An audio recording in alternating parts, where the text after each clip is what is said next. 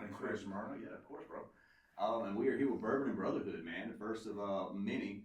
If everything goes accordingly, I'm looking forward to it and pumped. A little nervous, but that comes with the territory, right? We are here with Stan Tucker, a great friend of mine, for almost 10 years now, I think, bro. Yeah, close to it. 10 years, man. Yeah. So we're gonna sit down and just discuss your legacies and what you're doing and kind of what inspired you to get to where you are, man. Yeah. So if you don't mind, just tell us what's going on. Give us a little bit about yourself, and we'll dive deeper. Appreciate it. Well, congratulations on this awesome podcast. Just humbled to be a part of it. When you say 10 years, it's like, man, you're aging us, but it's cool to have a good friend. You know, one thing that I appreciate about you is that you're a friend that always checks in, you know, with the busyness of our lives, you know, kids and whatnot. You always find time to check in, so I appreciate it. But I'm Stan Tucker. My legacy that I'm trying to leave is through my programs and leaving a legacy in the lives of kids. And so I am a product of a single parent household. When I was 8 years old, my father passed away in a car accident. And at that time, it was the time where I was just building that bond with my dad, you know, being able to go out and play with him and, you know, catch his fastball. And, you know, he didn't have to take it easy on me and I lose him. And it was a very tough time in my life. I was at that point when I was looking for that rugged gentleman, that man that I could look up to, and that boy was gone. And so over my adolescent life, I was looking for that guy to look up to. And what that inspired in me is to be that for that kid like me who lost a dad. And so I went down the path of education. I thought being a school teacher was the way to be able to inspire kids and be a good role model for them. And so I graduated with a degree in early childhood education, and I wanted to be a principal. Because my principal in high school, he always told me he wanted me to come back and take over for him one day.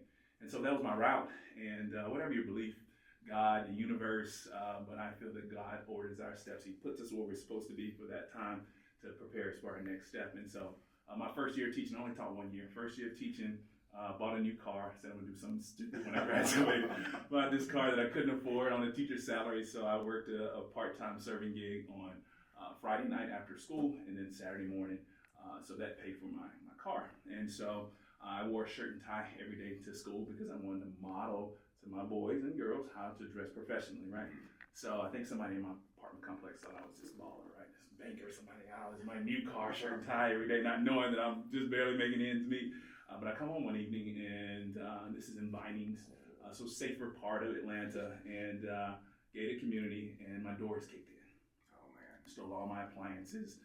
Renter's insurance had just lapsed, didn't get anything back, and then 2 weeks later, this new car that I had, it's on block. Someone stole my tires right off my car in front of my complex. And at the time, I'm just like questioning, like, you know, God, why is this happening to me? I'm trying to be a good role model for these kids. I'm working hard. And at that time, I didn't understand. But now I realize that that hadn't happened, we wouldn't be sitting here now. I wouldn't be in the trajectory that I am with my life now. And what I tell kids is that, you know, we have things that happen in our lives, but they happen for a reason to prepare us for where we're supposed to go, right?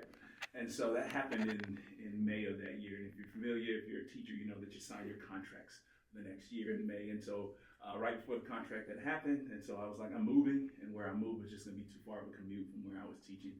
So I said, I'm just going to take a year off and kind of do my research on another school district where I moved. And in that time, that's when I started Leap for Literacy and the organization. So just that one situation, car being broken into, and the apartment put me on this path that I am now, to have me sitting here and being a friend of yours for 10 years, because that wouldn't happen. I would still be in Cobb County somewhere, you know, teaching, not in Fayetteville, Georgia. So yeah. So sorry, that was a lot, but that's just kind of a little bit of my backstory. No, dude, I appreciate you sharing every bit of that. And even though we've been friends for 10 years, there's still some of that that's new to me, as far as like, you know, the kicking in of the door of inviting. That's kind of the last thing you expect in that area. Right. You think Vinings, you do think of, you know, gated communities and everything nice and a little bit lower crime, but it just goes to show that no matter where you are, you're still prone and acceptable to that kind of behavior sometimes. No doubt. I do love the fact that you are willing to share every bit of this with us, and I know it can get emotional sometimes. Yeah, no doubt.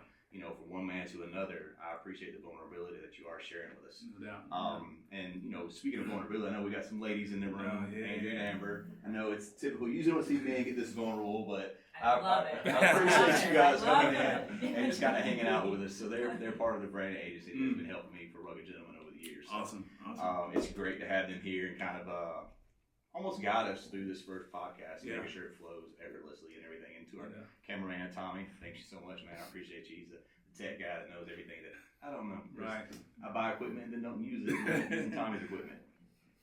So I love it. So let's just go back to that 10-year mark. We'll make it quick and brief. Yeah. We met actually at Zach Brown's camp. Yeah. 4 kids. Yeah. Right. Again, I was volunteering. I was still active duty in the Army. Mm-hmm. And you were there. I think you were one of the camp counselors, or I don't remember exactly. Yeah. So I was the program director there. Just kind of quick story of how I ended up at Zach Brown's camp. So I told you I took a year off. I was gonna find another school district, and so I started working full time as a server in the evening. And during the day, I was going out reading books to kids and donating books. And Zach Brown and his family comes in. And if you know anything about serving, you know, as a server, you have your sections, right? Mm-hmm. And so the way the company, the restaurant that I worked for, they stage servers depending on, like, you know, busy times, right? So the section that Zach sat in, because he brought his entire family, you know, so he has 5 kids. And at that time, they're all under the age of 10, right? And so they needed a big table. And so the section that they sent him in, the server wasn't there. And so we had a culture of making sure any guest that comes in, they're greeted within 45 seconds of sitting down, right? So I just knew the girl wasn't there. I went and greeted him, and he was like, hey, we're ready to order. It wasn't my table. I was like, cool. So I take the order, and the girl comes in, whose section it was, and she's like, that's my section. I'm like, I know, I'm just getting their order. So I go and do my thing in my section, you know, and so Zach, because we didn't tell him our names at the restaurant either, because we had a culture that every table was yours. Yeah. Right? We all worked together, ran each other's drinks, and so we didn't tell him our names. So he didn't know I wasn't his server, so he flags me down with his card. And so just to keep the confusion down, I didn't tell him I wasn't his server. I just grabbed his card, swiped him out, brought him his check. I said, hey man, what do you do? I was telling my wife there's something special about you. I was like, well, you know, I'm a former teacher. I just started this literacy initiative. He was like, you know, I'm Zach Brown. I was like, I know you are now. The girls have been going crazy the last 2 hours. I know you are. And he said, we're building this little camp down in Fayetteville, Georgia, little $100 million facility. Yeah, and I told him what I was doing. He's like, maybe you can help us out and we can help you out. And so in the back of my mind, I'm like, you're going to be helping me more than I'm going to help you, but okay. And so they hired me. I was the first hire on the ground running program. So I was the program director. So yeah, that's where we met that day. And we were just starting our first, I think it was like the first retreat. It was like a father-son retreat. Yeah. Me being active duty as a U.S. Army soldier came in and just volunteering in my local community because I had got DA select for recruiting. Okay. And we know the stigma of recruiters in Right. the military. All, you know, kind of got this thing, but there's always some good ones out there. Yeah. Just volunteering in my local community, we met, and you and I just kind of hit it off Right. and clicked. And you actually shared your story about literacy there. Yeah. You said, hey, this is my idea. Right. I want to start a 501c3. I want to give free books to kids. I want a bookmobile. Yeah. And I'm like, man, this is the kind of man I want to be surrounded with when I eventually get out of the Right, army. right, This is cool. This guy's a civilian. And you kind of dove deep that day. Yeah. And ever since then, it's kind of been an inspiration to watch you grow and turn that dream and those words into an absolute national now reality. So from a friend and a brother, man, I'm so proud of you, bro. And I appreciate everything that you're doing for all these kids across the country, because that's the type of masculinity that gets overlooked. Yeah. And it's so important to have. And to know that your dad did pass away through a car accident when you were 8, it's just humbling to know that your mom stepped up and raised a true man that can give back to our country. So without a doubt, dude, I appreciate every bit of it. I do have a good question for you though. With your mom being there, she's obviously a huge pillar in your life. But at the same time, how did your mom influence you to get into the literacy side of education and really focused on reading, and what made that concept bloom into Leap for Literacy? Yeah, great question. So she didn't actually help me or inspire me to get into the literacy side, but she inspired me to get into the kids side. Okay. So my mom worked for our health department in our local community. I grew up in Barrow County. and she worked there for 20 years. It was an old building. She was going to retire there, but the building that she worked in had some type of, not like, something was breaking her out in the building, whether it's old roofing or just something in the building, right? That was breaking her out. Like she would just break out in hives. Right? Asbestos. I didn't want to say asbestos because if it wasn't, but something like that around there. And so she ended up leaving. But in that 20 years, she developed so many relationships with, the health department. You're meeting young girls who are having babies at 13, 14, 15 years old. And so she built relationships with them. And she was the type of person that said, hey, if you need a weekend off, we'll keep the baby. And so we had kids constantly in our house. And so that showed me, the importance of being a good role model, right? Or a parent as well. And just the importance of kids having someone to look up to as a role model. And so that kind of instilled that into me of wanting to get in front of kids. And so I don't know if she even knows how impactful that was, of her just looking out for a young teenage girl to give her a weekend off, and what it did for me to show me the importance of kids being around, solid people. And so another defining moment, I was in high school, right? And so we had a peer mentoring program. And what we would do, we would go over to a local elementary school and mentor a kid, right? And so I had a kindergarten student. And every time I went into that kindergarten class, 5-year-olds, they just love on you, And so every time I walk in, everybody just come give me a big bear hug. I'm 6'3", they like tall people. And so the teacher, because wherever they would be reading or whatever, it would just interrupt the lesson when I come in, because they all jumped up. She was like, all right, next time Stan comes in, do not get up. They got up anyways. And so that love, I just love just how much kids at that age, they just soak up. And they feel genuine people, right? Yes. Kids are the biggest. They can tell someone's character, right? They know. And so, so that was a couple things that really just swayed me to get into education. And then and this is kind of how everything started. My first year of teaching, I only taught 1 year. The book fair comes to town. If any of y'all remember, the book fair is top 3 days in elementary school. Yeah, man. It's right behind the Christmas, right? Christmas party, the field day, and then book fair, And so all my kids, they're excited about going to the book fair. And so, we do the preview day the day before, right? You go in and you look at all the books and you write down the ones you want and the price, and you give it to mom, and they send you the money back. So went in there, all my kids filling out their list, full up, all the lines full. So the next morning, I say, everybody who has money for the book fair, line up at the door. Those who don't, just continue to do your morning work. A couple kids line up, and everybody else is doing their morning work, and I see little Juan Diego coming up. I said, hey, what's up, Juan? He has tears in his eyes. Mr. Tucker, my mom said we don't have money for books, so I can't go. It broke my heart. He wasn't the only kid that didn't have money, but in his little 7-year-old mind, he had to tell me why he couldn't go. None of the other kids told me why they couldn't go. And so I didn't want any kid to associate not having money and books not being for them, right? And then as I kept going on through that year, I realized that we had 5 different reading levels in this 2nd grade class. We had kids reading on the kindergarten level, 1st grade, 3rd, 4th, 5th, all the way up, right? And I'm like, how can we bridge that gap, Because as you know, right now, it's so sad that they forecast the number of cells they build in jails based off 3rd grade reading scores, right? And so statistics show if you're not reading on grade level by 3rd grade, you're going to either be incarcerated, on governmental support. And so it's so important that you build that foundation. So I'm wondering, because I taught in the Title I school, very transit population. We were, I think, about 75% free reduced lunch. And so I not to put one out there, but he was one of my lower kids, and it's just like, is he lower because he doesn't have access to books, right? And so that was my really point, defining moment of my teaching career, of like how important it is to promote literacy, especially now in this technology world.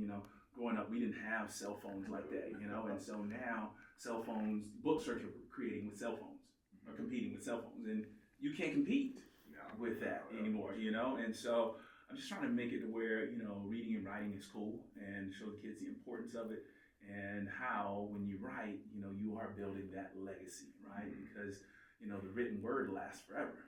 We write something down, we write a poem, we write a book, and long after we're gone, that book can still be in that library where it lives on forever. You know, someone 100 years from now can pull it out and learn about Chris Murray, you know. Yeah. And so that's kind of how that came to be with the literacy piece. I love that, and it's so true with kids about cell phone and technology. It's really hard to break young kids, and even my two being, you know, initial teenagers right now, and it's hard to pry that cell phone. Yeah. And they just got cell phones when they turned 12. Okay. That's like the cutoff. Like, you turn 12, you can get a cell phone, right? Because you're getting extracurricular activity, right? You're busier, so it's right. I was like 16 or 17 when I got a cell phone. Me too. And had an antenna. You had to pull out the top, right? Yeah. They have no idea we had to pull, you know, bricks around town with us. Right. Pager. Right. Take it back. You're showing our age now. They were like, beeper, what? No, I'm just kidding. I remember. I wasn't cool enough to get a beeper. I couldn't afford a beeper. Yeah. But the cool kids had a beeper. Was Miss Doctor. I appreciate that. But yeah, I do love that. It is so cool. So my daughter, even though she is on her cell phone talking to her friends a lot, she is an avid reader. Oh, that's awesome. She asked to go to Barnes & Noble and just select books. Beautiful. And I'll never tell her that I'm not going to buy you a book. Mm-hmm. And this has been going on for maybe 4 or 5 years now. Mm-hmm. She goes in, not only does she read, but now she's writing her own stuff, her little poems, her haikus, or whatever it may be. Yeah. But she's also drawing, and she's this phenomenal little artist. Yeah. And it's transitioning over to music. Yeah. So she's doing that. My son's doing the same. He loves doing videography and very active in the creative. So it's really cool and inspiring. But that's kind of my segue into, I see what my kids love to read and what it does with them and how it impacts them lives. Right. But as far as Mr. Stan Tucker himself, is there a book or maybe an author that kind of helped guide you or maybe sparked a light inside of you? It's like, this is direction that I want to be, or this is the type of author that I want to be, because you are now a published author as well. Yeah. There's an author, so staying in the children's book realm, there's an author, his name's Kobe Yamada, and he's my favorite author. He says he writes books for kids 0 to 99, like anybody can get something out of his book. And I'll never forget when I wasn't an author at the time, started Leap for Literacy, I was doing it, and I stumbled into Barnes & Noble. I had a gift card and went in, and you know how they'll have, you know, the popular book up front, right? So just want to get in and out, grabbed it. Didn't really know what it's about. Cool cover. It's called What Do You Do with an Idea? Yeah. Right, now I had the idea, right? I told you about the idea. Yeah, you know, I already had the LLC or the nonprofit, but I didn't have the bookmobile. I was giving books away out of my car at the time. So it was still an idea, you know, and so the whole concept of this story is this little kid who has this egg, the idea, right? And at first he's like, where did this idea come from? He's like, how did this egg get here? The idea follows him, right? You know, when you have that idea that you're supposed to act on, where does it stays in there? It's like, I got it. So the idea follows him, and he begins to, all right, you following me, takes care of the idea, and he wonders like if people are gonna laugh at his idea, or will they like the idea? And he starts taking care of the idea, feeding it and nourishing it, and at the end, the idea hatches. And so the book starts out in black and white, and then once the idea hatches, it turns into color, right? Okay. And it's talking about, you know, just not giving up on your idea. Like when you have something, right, you gotta take care of it and grow it and turn it into something that can impact the world. And so he's my favorite author, and that book right there was just like, because at the time when I first started Leap for Literacy, I had a lot of people saying, well, it's great that you're giving books away, but, why don't you try to go join Dolly Parton or Books for Keeps in Athens? And yeah, they're doing that, but they don't have my idea the way that I want to do it, right? And I heard that, and that book resonates with me so much because I had people to say, give up on your idea, go join them, right? And if I had listened, I wouldn't be sitting here with you today. I have impacted thousands of kids across the country. And so Kobe Yamada, he's my favorite author. I had the opportunity to meet him. It was special. He's sold millions and millions of copies of his books. My favorite book that he wrote is called Maybe. And I tell kids, they always ask me, what's your favorite book when I go to schools? And I say, it's a book called Maybe. And so when Kobe, so I have a show called The Very Airy Library. Yeah, it's like YouTube series. Yeah, so it's like a new age reading rainbow. It's about a Right. magical library hidden in the forest, and what makes it magical, it has every book that's ever been written. Mm-hmm. So I go on this journey and I find it, and I don't want to be hidden anymore, so I turn into a flying library. And so when I go to the kids' schools, they're like, "Did you fly it here?" And I'm like, "Unfortunately not." I said, "There's a hole in the balloon. Did you see the episode with Kobe and Mata?" And they're like, "Yeah." And I said, "Unfortunately, hot air balloons on back order." And I try to keep a straight face, and I'm like, as soon as they come out back order, I'm like, trying not to laugh. "I'll fly it here." They're like, "Please do." I'm like, "Okay." But while Kobe was there, I said, "Kobe, why did you write my favorite book, Maybe?" He says, "Stan, it's a love letter to potential." He says, "Everybody is born with potential to do great things in their life. Maybe you will, maybe you won't. But you never know until you try, until you apply yourself." And I tell kids that we all can do great things with our lives.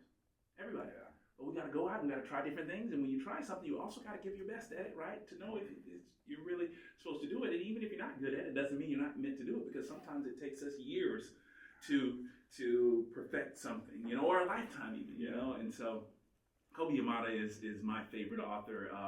And his book, What Do You Do With an Idea, really just got me going to continue to push to get this idea out into the world.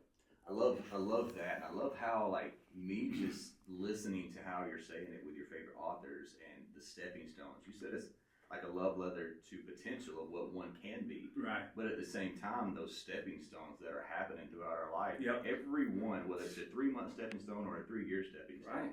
that's leading you to something bigger, better, greater. Exactly. One door closes, another one's going to open. Yeah, some point. You're a testament to it. I know I'm a testament to Right. it, and there's so many stories out there.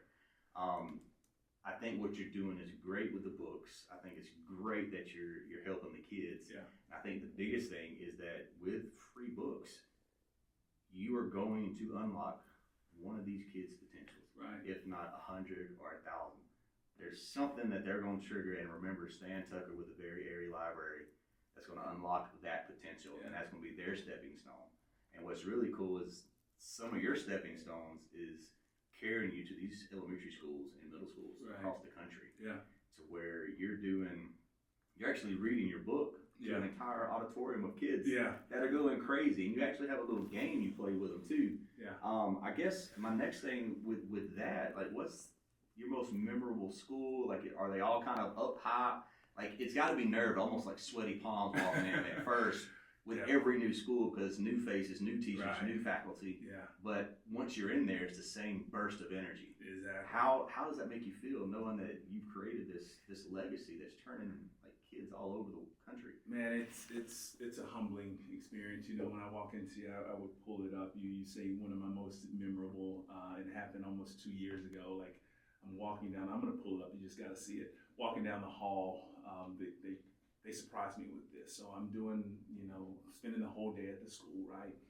And do my large assembly, like you said, reading my book in front of the entire audience, this entire school. I'm going to individual classrooms, and at the end of the day, they say, "Hey, we are doing a walkthrough for." They didn't tell me it was for me. Mm-hmm. And so I walked down and had this big long stretch through the entire school, and it's a parade for me to walk through, and everybody's like, "We love Stan." And it was amazing. But I got to that point because of that stepping stone, right? Because of that tragedy that happened, right? The book that I read when I go to the school for the first time, any school that books me, first book they're gonna hear me read is Stan and the Man. Yeah. About me and my dad. And so it's about the time I had with my dad, when I lost him, and when I found him again, right? So I lost him at 8, and I realized later when I got older that he's still with me. Mm-hmm. Through the experiences that we had, right? Through the love that he gave me, and I still have to continue to make him proud, right? And so I read them that first story, and I tell them I wrote that book for 3 reasons. The first reason I wrote it is to honor my dad and to make him proud. The second reason is to inspire them to write their own stories, because if I can do it, so can you. Mm-hmm. But the third reason, the most important reason, is to inspire them to live a life that makes the most important people in their lives proud. Yeah. Because the way I end the book, I say I'm thankful for the time I had with the man, and I hope he's proud of the man that I am. So I transition into the man, right? Kind of got this idea from an old country song, "Don't Take the Girl." Okay. Right? I know what you're talking about. So Johnny's daddy's taking him fishing. Yeah. And then Johnny is taking his son fishing. competition, right? And so if I ever have a son, I'm gonna write the sequel to Stan and the Man. It'll be The Man and Stan. So I'll be the man, Dude, I love that. and my son will be Stan, and we're gonna do all the things that me and my dad didn't get to do. I'm gonna do it with him, right? And so anyway, so while I'm in this gym, I told him the third reason, the most important reason, is to inspire you to live a life that makes those most important people in your lives proud. And we do that by 3 simple ways. There's 3 simple ways to make those people proud. The first way, you gotta treat everybody with kindness and respect. It doesn't matter where you're from, what you have, what you don't have, your differing abilities, what you believe in, what I believe, that doesn't matter. You still need to treat people with respect because we're all humans, no matter how we think, how we look, and that's the first and foremost. Second thing, we gotta give our best effort in all that we do, right? Every day when we wake up, it's an opportunity, right? To chase our dreams, and you gotta give your best effort. But the third reason, the most important reason, is the third way, and it's a tricky way, is doing the right thing. Yeah. But especially when no one's looking. Teaching these kids to have integrity, right? And so if you treat people with kindness and respect, you give your best effort, and you do the right thing, especially when no one's looking, all those most important people in your lives are going to be proud. I'm going to be proud of you. All these teachers in here will be proud. And so I'm able to use my dad, that hard thing that I didn't understand why this happened to me as an 8-year-old, to be able to inspire kids now. And that's why I try to tell kids, is like, you don't understand. Like, I didn't understand at 8. I was angry. I was mad. Why is this happening to me?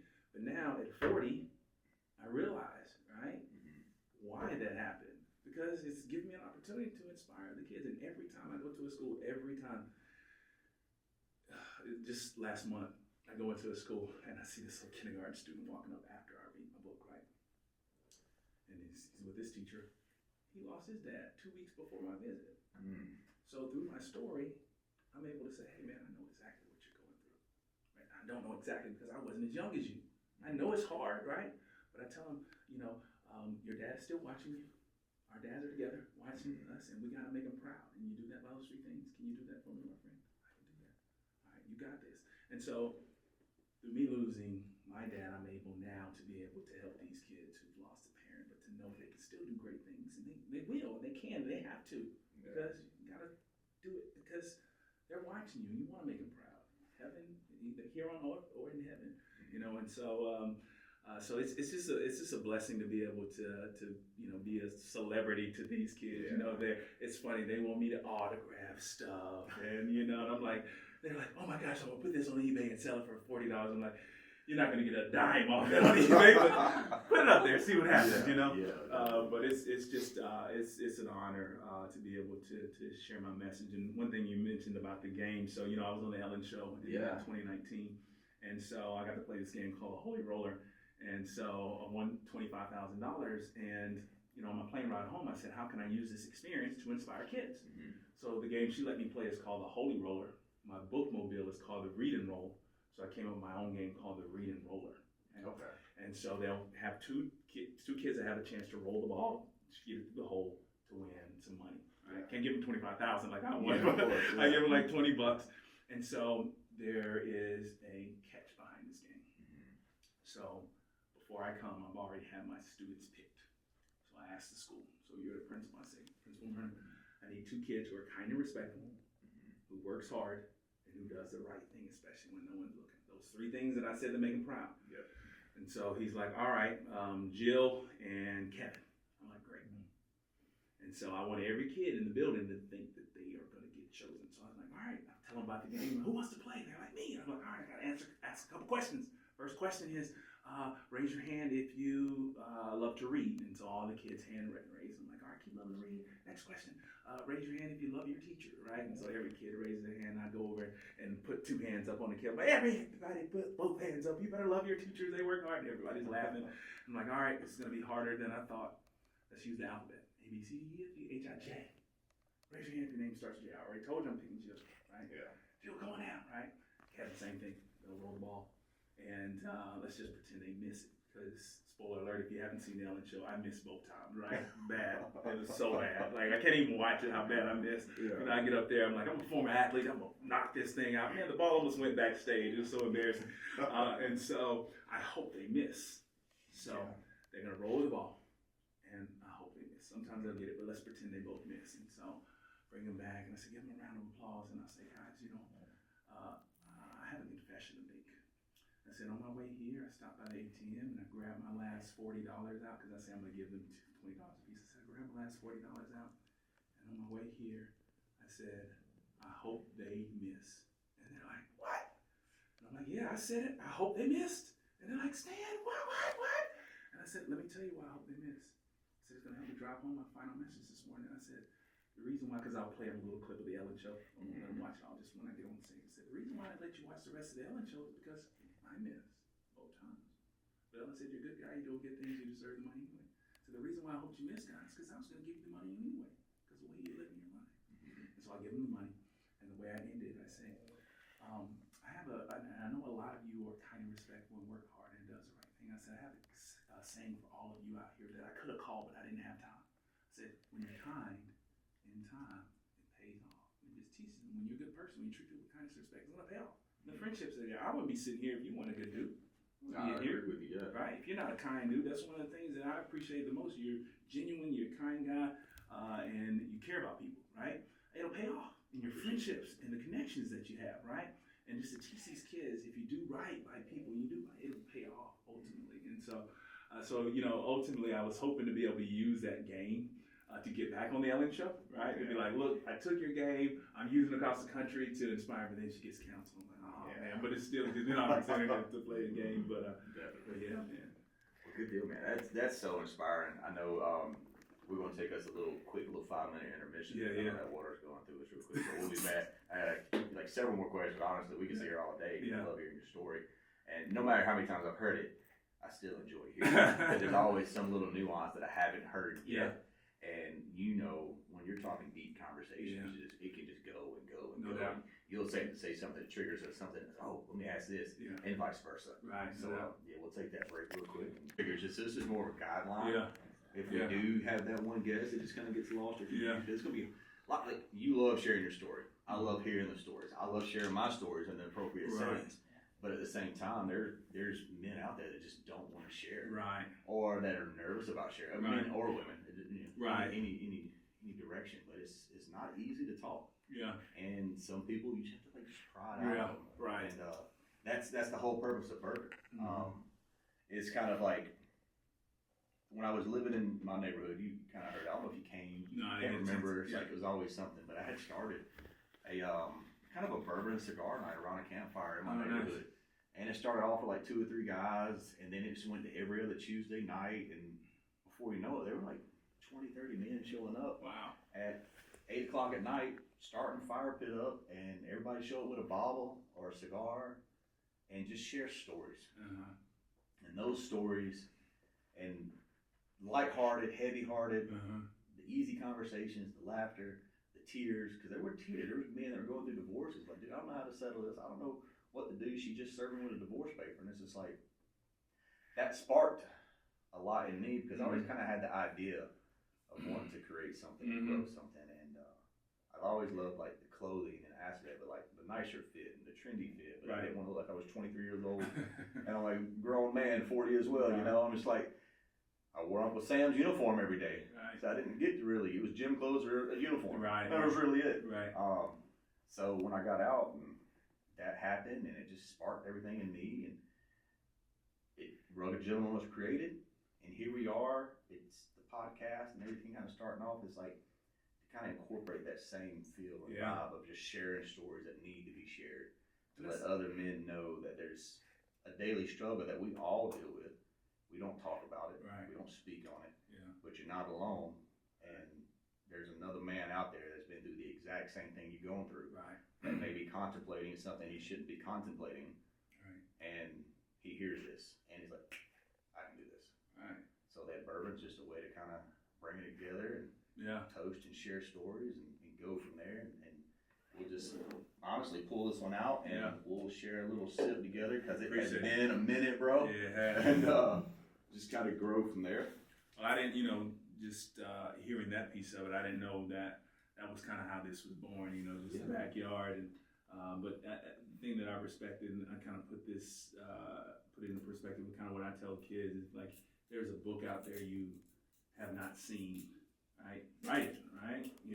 Something that needs to be told that you're looking for. That's your job to write that book. And so So if you see a need, act on it, and that's what you did. You know, you saw a need. You saw that there were a group of guys who needed a safe place with a group of brothers that they could share their experiences with and judgment free. You know, and so I appreciate you acting on it. And Of course, bro. Of course, cheers, man. And always love you, mean it, bro. Appreciate it. Love you, man. Don't shoot it. Don't shoot it.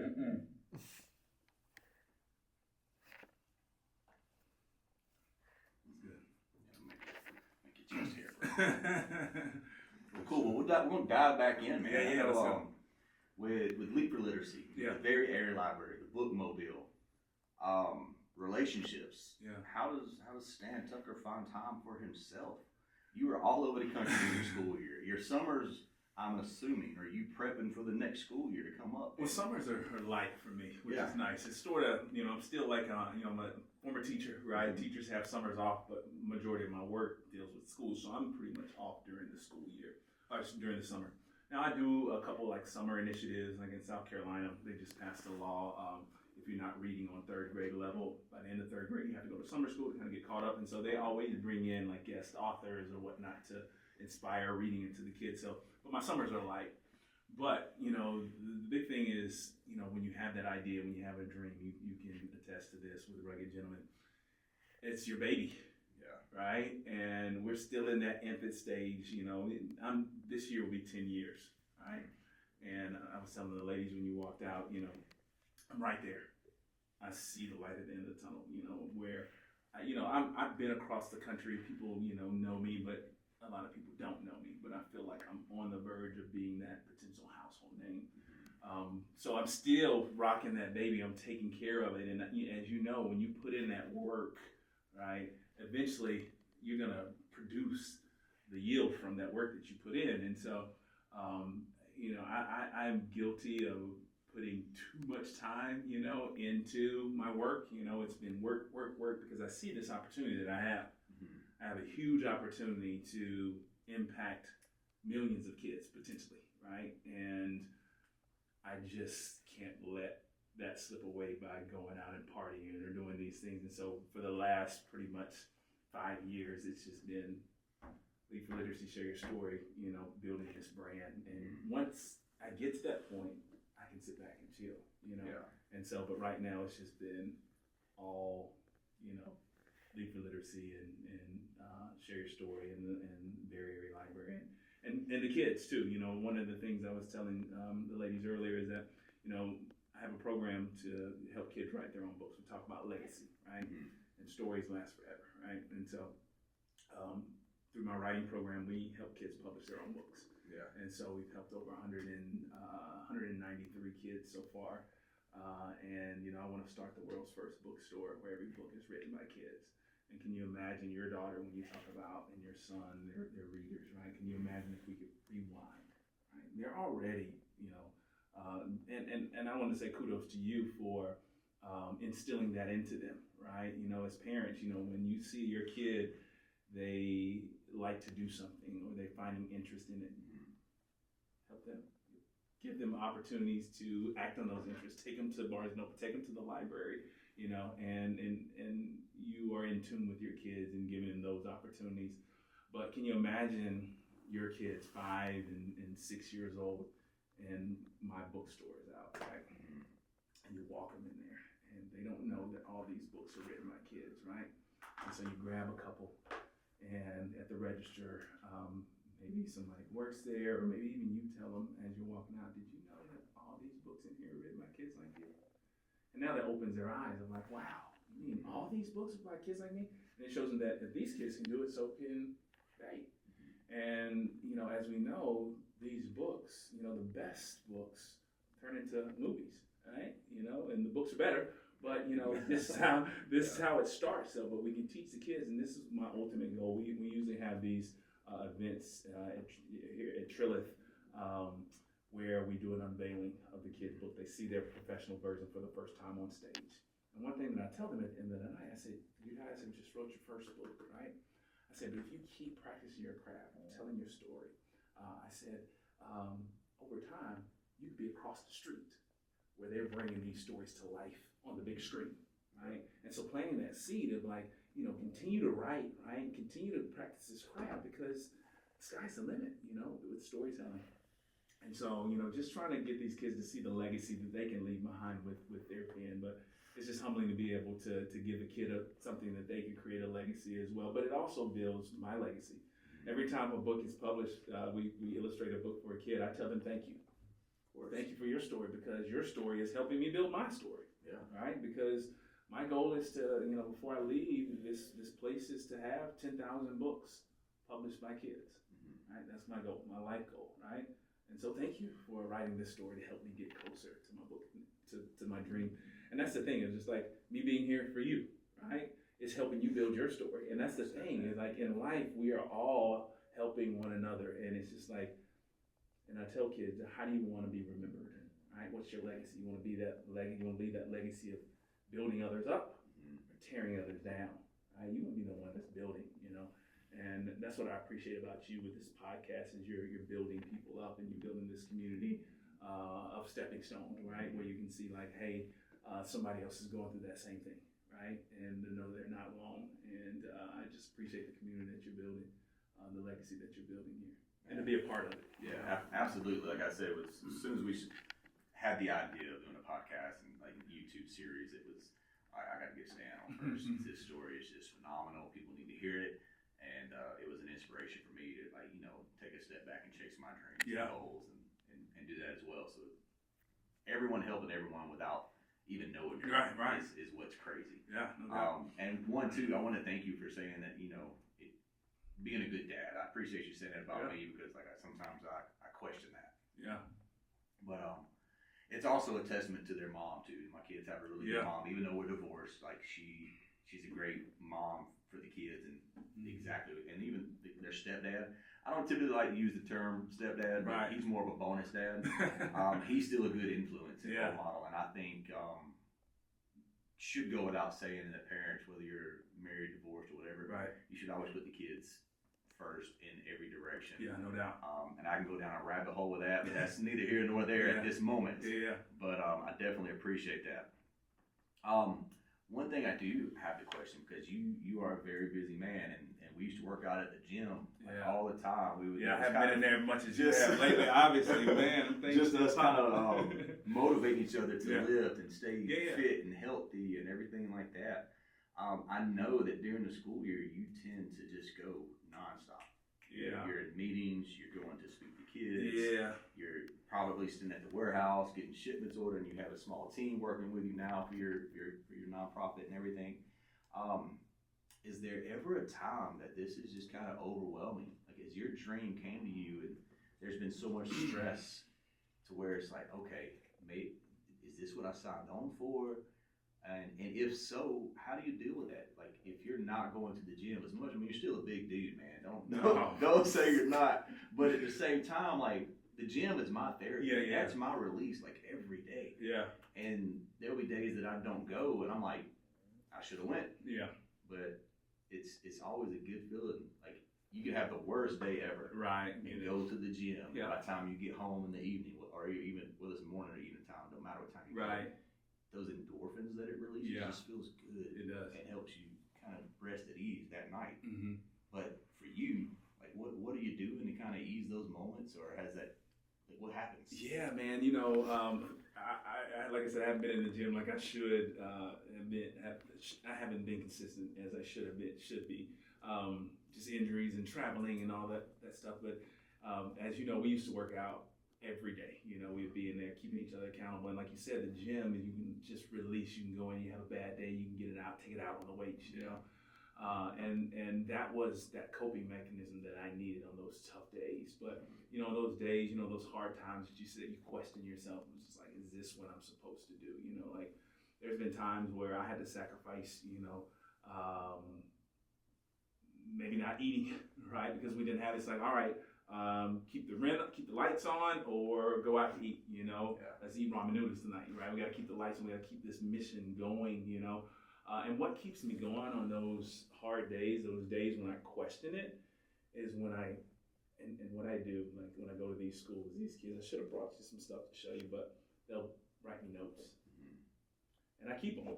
Yeah. Right? I have, in my warehouse, I have boxes of just these letters that these kids write me and telling me that I'm their hero, or telling me that they want to be just like me when they grow up. And thank you for coming. And just, I get poems, I get books written about me and Stan. And, on those hard days when I thought about potentially giving up, reading one of those letters, it just reinforces that this is why I'm supposed to do it.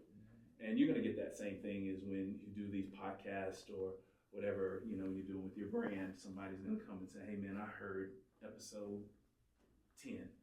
And after hearing that episode, it made me not want to give up.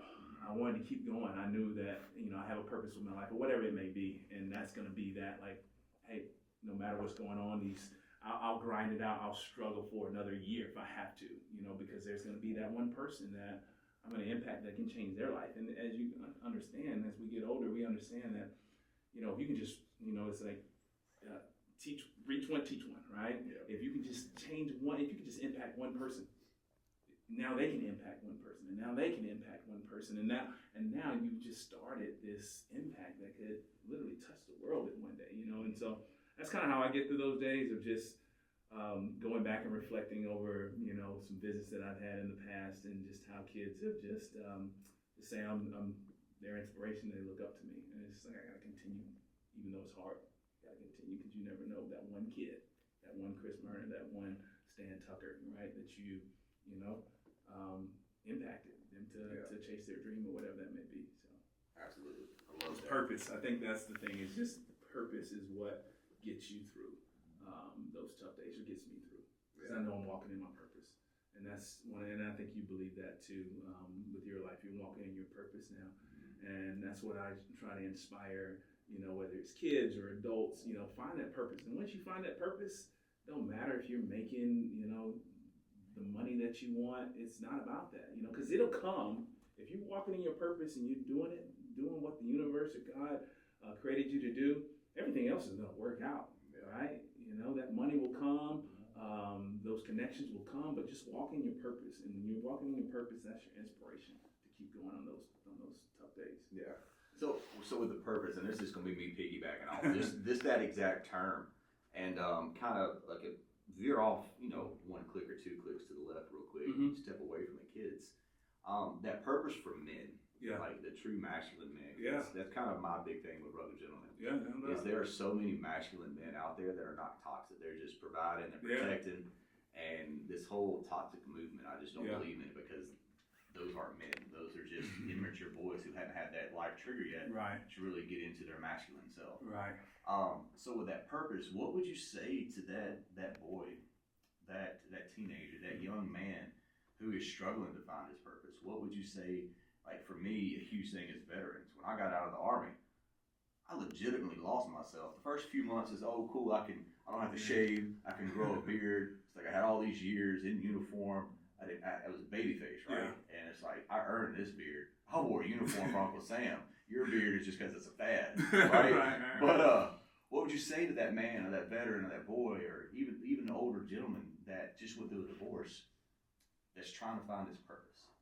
What stepping stone should he take next that can really help him discover who he can be now that he's starting a new point in life? I think, just when you talk about stepping stones, you just got to keep stepping, right? There's going to be stones that you step on that is not the right stone for you, right? And you just got to keep going. And, when I look at it, like this has taken me basically 10 years to kind of get to where I am, this level that I am right now. And there were a lot of missteps, and I could have stopped when I hit the rock bottom, right? But you got to just keep going. And if you keep going, you'll eventually find it, but you just can't give up, right?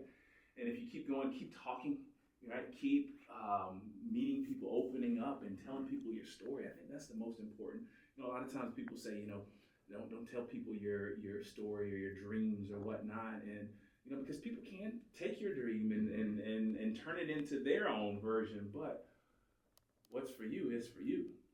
Right? There'll never be another Chris Martin. There'll never be another Stan Tucker, right? And so the dream that I have, no one can do it exactly like me because that's the dream that was given to me. Somebody can try to take it if they want, but it'll never be like it was supposed to be, right? But we got to keep stepping, right? If you keep stepping, right, you'll get to that dream. Now, if you stop, now somebody can take it because you're not doing it. The world doesn't know about your dream that you're supposed to. So what I would say, you know, for that person who's trying to find their purpose is to keep stepping.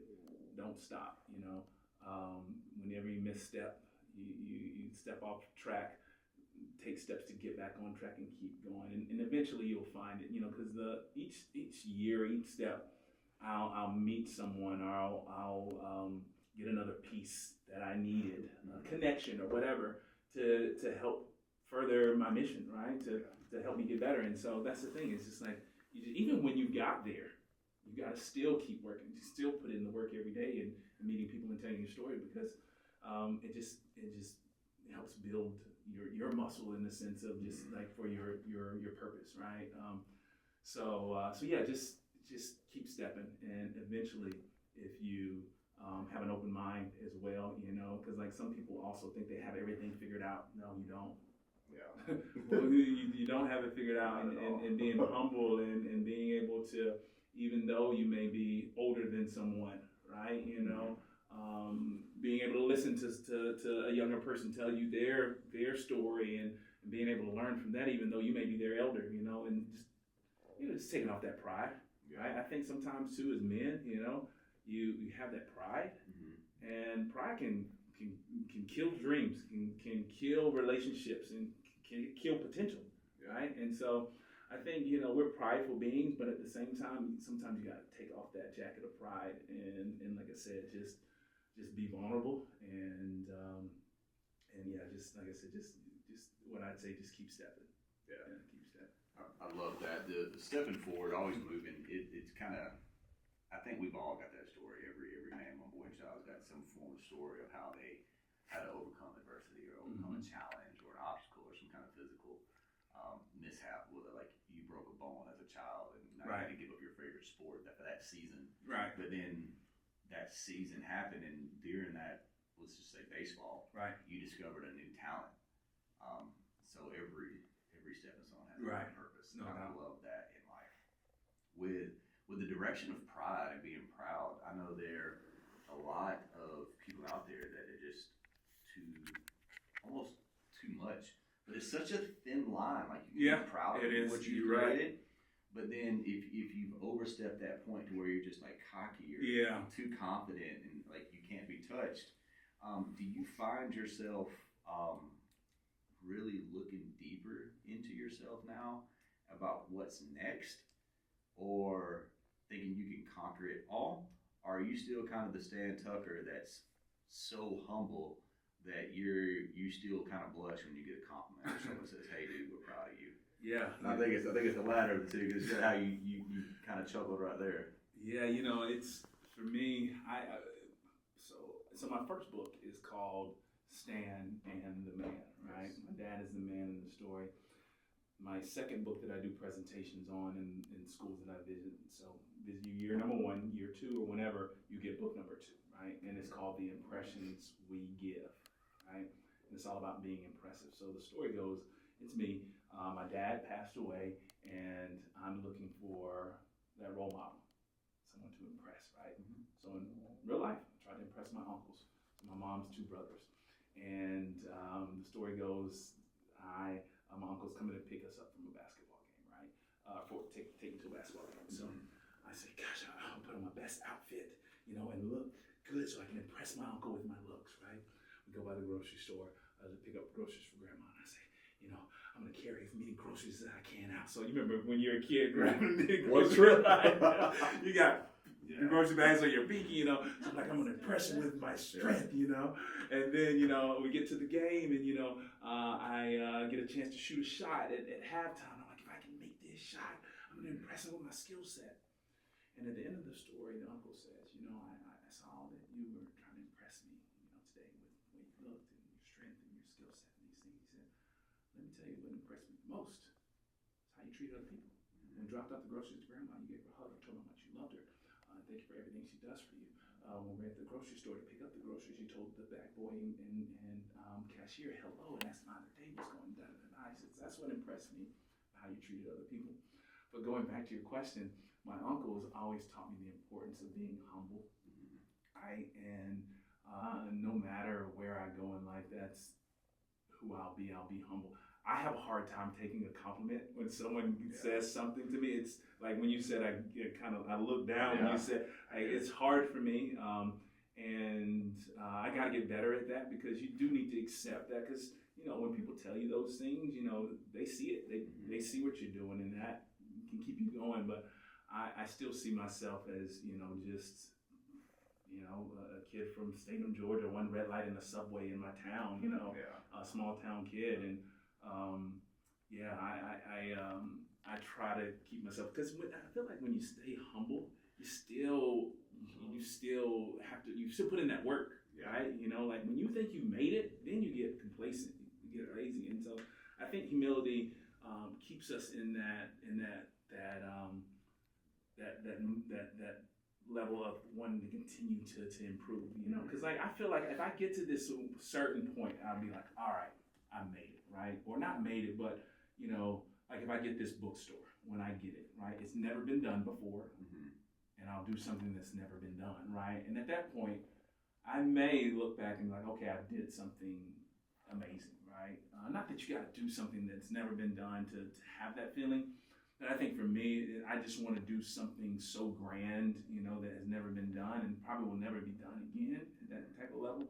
I think when I get to that point, I'll be able to maybe say, all right, the compliment that Chris gave me, maybe there was some weight in that, but right now I'm just to the point of like, oh, I'm okay, but there's so much more that I can do, but I guess just the big thing is just staying humble.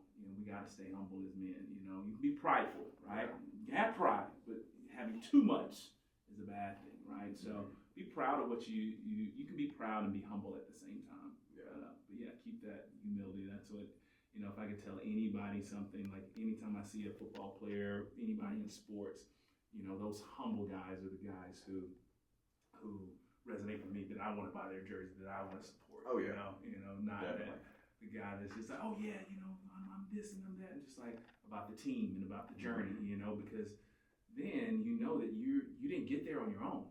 I know I didn't get here without people like you supporting me, and so when you're humble, I think you're able to recognize, the journey to get to where you are. Yeah. Speaking of like the sports guys, the athletes and everything, I've got a friend played in the NFL for quite a while, but when him and I met, like, I don't watch football. I'm not super huge on sports. Now I love going to the cookouts and the barbecues associated with said sport. Right. But if you're asking me, like, or speaking names and this and that, like, I know positions, I know understand every game, but I could care less. Like, I'd rather be out off-roading with my kids or anything like that. Right. But when I met this gentleman, we just kind of resonated, and I was actually having to train him in a new position after I got out of the Army. Okay. And I told him, hey man, you messed up. Like, you messed this up, you messed that up, you messed this up. And him and I went and had lunch after, because this was like an in-home presentation for these homeowners. And I'm just like, oh man. And after it was all over, and I was telling him, giving the feedback, he just kind of like, Chris, like, no one's really spoke to me like this. Like a D1 athlete, NFL, Super Bowl rings. Right. And I'm just like, bro, like, I don't watch football, so I don't know who you are. Right. I think you're a cool dude. But at the same time, he was so humble and accepting of that feedback that I think that's what kind of helped him and I, like, spark a friendship. Yeah. We still stay in contact, still awesome. speak. And he'll be another guest on the podcast here in the near future. He's already agreed to do, which is super cool to share his story, because he's got a crazy, insane story too. And what he's doing post NFL and everything now. But with everything that you have going on, man, and Rugged Gentleman growing, how can someone get involved with Leap for Literacy or the Very Airy Library, the Bookmobile, or even the authors? How can someone help, donate?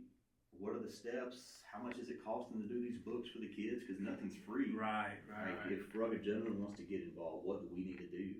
And how can we grow with you? Yeah, so there's levels for anybody, wherever you are in your walk of life. There's opportunities for you to donate your time, right? So we have volunteer opportunities throughout the year with the nonprofit Leap for Literacy. Just as simple as $6 a month can put a book in a kid's hand. What we do, and I didn't get into kind of how the book process works. So we don't just go out and give kids books.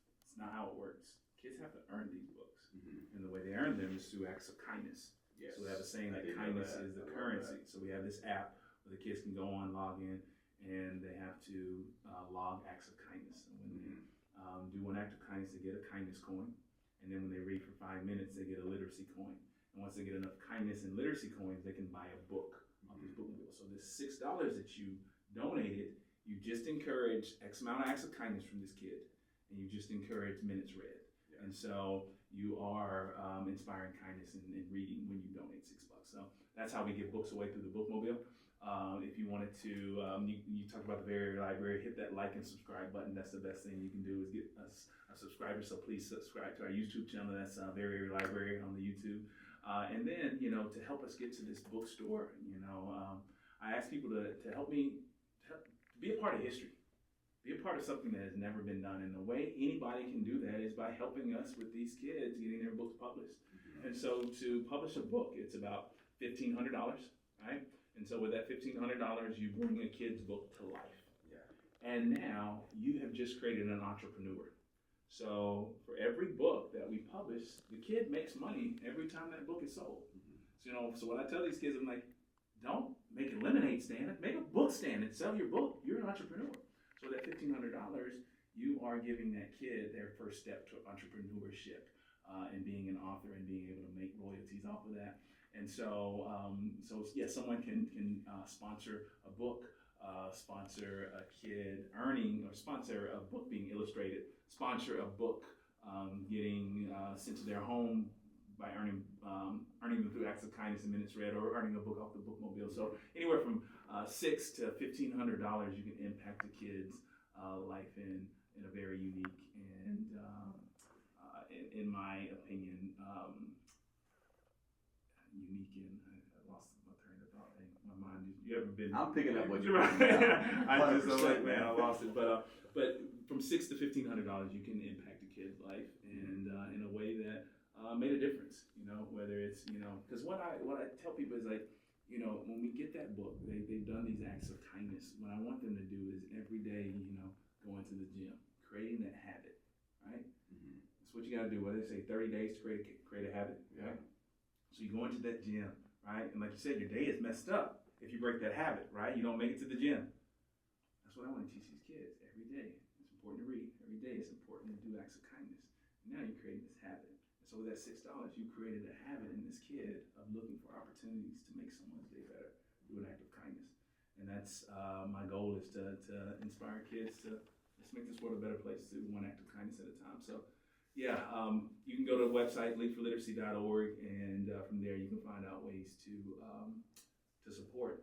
And if anybody is around the Trilith area, May 17th at Trilith Guest House, we are having our next unveiling. And so I brought this for you, Rugged Gentlemen. I'd love for you guys to come out and support and potentially support one of our young authors' books. And what we do is, that evening, so anybody who sponsors a book, you can come up on stage with a kid and you unveil their book, because you made it happen, right? And so to be able to see that, if you look on the back of that page, you can see this kid's face of seeing his book for the first time. Man, yeah. And so imagine being there. So hopefully in the future, as Rugged Gentleman grows, and anybody who's listening, I'd love for you to be a part of our journey, our story. Yeah, I was able to make it to your first one, actually. That's right. It was at the camp. Yeah. And it was so cool just to be a fly on the wall. Because, your guest speaker you brought in, I can't remember the gentleman's name. That is Bullard. There you go. Yep. And seeing these kids light up. Yeah. Now, speaking of the kids again, I know you said $600 to $1,500. What about these authors and these published books? Do you have an age range? Is there a cutoff? Are you doing it in case there's parents listening? Yeah, so for the parents that are listening, so the age range is from 5 to 17. Okay. So 5 to 17. As long as you're in school, right? When you graduate. So we have an 18-year-old who's had their book published. So 5 to 18. But we also, if you ever look on our website and you look at our published books, you'll see some adults there. Okay. So talking about sharing your story, importance of sharing your story. I was at a mentorship program where it helped nonprofit founders to develop out, the board and fundraising and all these things. And so I'm telling my story. And so there's this other executive director for this organization called Exceptional Futures. And what they do, they provide day programming for young adults with special needs who've aged out of the school system. Okay. To give them something else to do with their life, because usually after school, after they can't go to school anymore, like what else do? There are no opportunities for them.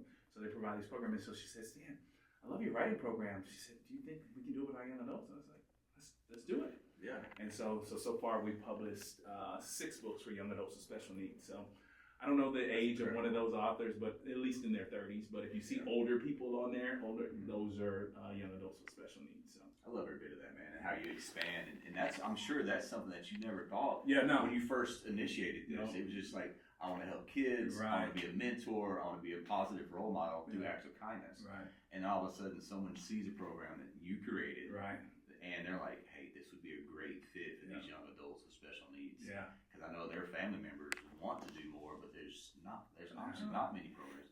My cousin, he's 42, 43, special needs. Yeah. He does Special Olympics every year. Yeah. But as someone that may be a little naive to it, and I hate to admit that, like, I don't know many other programs out there for adults with special needs. And you could be setting a path to just opening doors for so many more people. Yeah. How does that make you feel knowing that they reached out to you and asking you to open up another door for an avenue for this? Yeah, it's really cool because people will see the value of what you're doing, right? And they want to be a part of it in some capacity, And so it was just very humbling for her to, speak so highly of the program and to advocate for her young adults. And another thing that I love about it is that we all have stories. No matter your ability, your disability, where you're from, everybody has a story. Yes. And every story matters. And so it shows, you look at some of these, like, a lot of them, varying abilities, some may have autism or Down syndrome or whatever, but some of the most brilliant people you'll ever meet. There's this one young man, he wrote this book called My Superpower, right? Yeah. And his superpower is he will never forget your birthday. I love it. If you tell him your birthday one time, he can tell you your age, right? The year you were born, the president that was in office when you were born. Like, that's a superpower. That's amazing. And that's the thing. It's just like showing that, we all have stories and listening to people's stories and hearing people's stories. And no matter what this outside appearance looks like, because underneath it all, we're all the same. Yes. Underneath it all. And once we all realize that, like, this world will be a better place, right?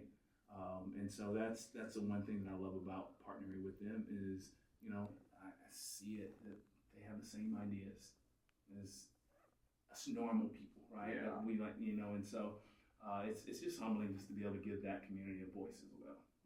I love that. That's just inspiring. Yeah. And every bit of it, and to kind of pull out the whole culmination of what we spoke about today, just because we are running a little long on time. Yeah, no doubt. I want you to kind of do me a huge favor. Yeah, this is a great question that I feel on top of everything that you've already shared as far as Lead for Literacy, Very Airy Library, your bookmobile, your writing program. Yeah. You're literally doing everything that you spoke on. And it's one thing to talk about it, it's another thing to initiate it and then to follow it through. Yeah. But that also takes us what my plan is with Rugged Gentlemen and the direction we want to go with that. And our big proponent is just masculinity. Yeah. Because masculinity is very much needed. Yeah, no doubt. So when I'm mentioning in every bit of that, what is your take on masculinity and how your dad, your uncles, your mom kind of instilled that direction in you? Because this, for you to do this and want to give so much back to kids and to others, that's a masculine trait. Yeah. Like, women have it, but they have a different take on it with bringing in that femininity, right, and helping nurture.